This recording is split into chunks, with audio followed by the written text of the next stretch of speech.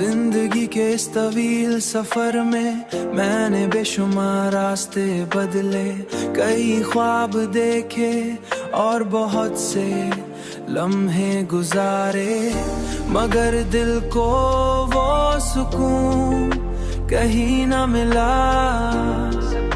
कहीं ना मिला। जो तुम्हारी एक मुस्कुराहट में था, तुम्हारी बातों की वो नरमी आज भी मेरे दिल में एक मीठे दर्द की तरह बसी हुई है, मीठे दर्द की तरह। मैं अक्सर सोचता हूँ कि अगर वक्त को वापस लाया जा सकता,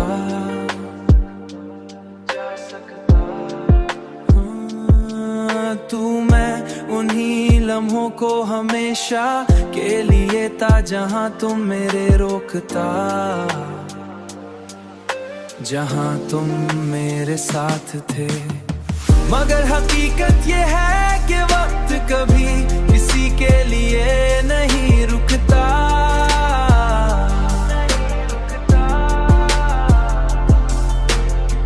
और हमें उन्हीं अधूरी यादों के साथ जीना पड़ता है, जीना पड़ता है। यही मोहब्बत का सबसे बड़ा इम्तिहान है।